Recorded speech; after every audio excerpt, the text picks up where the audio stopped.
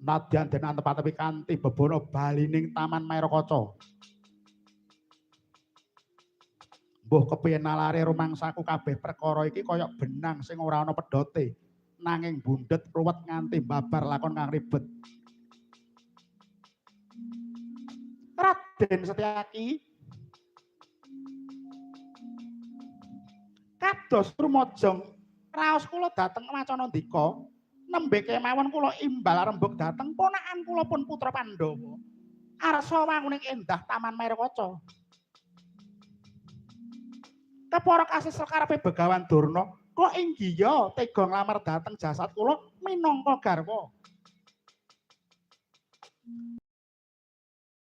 Nyina utawa ngenyek dhateng kawibawan Sang Wikudurna nanging lajeng yuswa kok kala mangsa ora timbang kalian lajeng Grahita. Ingkang kula kuwatosaken bilih kabar ndika menika pancen wonten gegayutan antaraning siji kelawan sijine.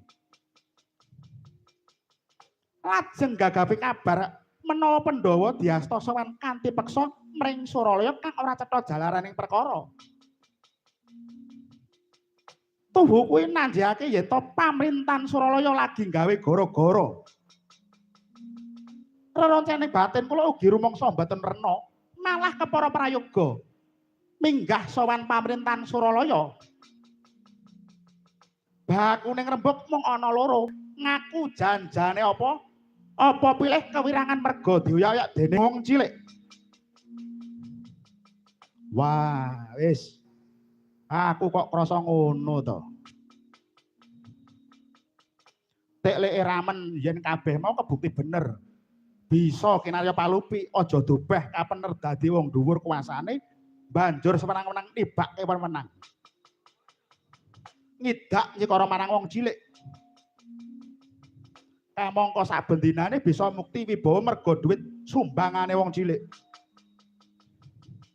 Ana pawongan sing rada kendel wani biji malah digolekke perkara. Ora salah apa-apa dianggep dosa, mung merga keweden.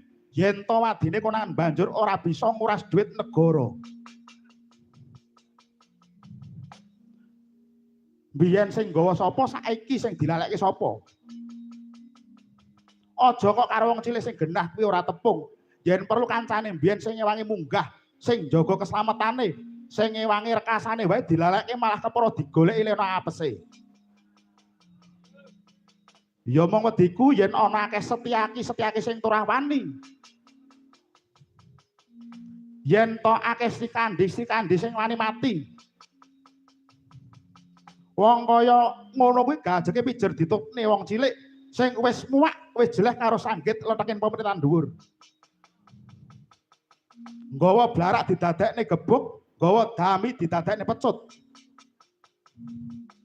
Nggawa alang-alang didadekne panah jemparing, nyandang sarwa abang tegese mung sarwa wani karo wani. Bebasan sirahe metu sungu banteng merga wis gedhe wanine, wis gedhe nesune. Halah dalah. Mung kuwi mung kari ngenteni sak wanci-wanci pemerintahan sing rumangsa kuwasa nandang siksa saka para kawula.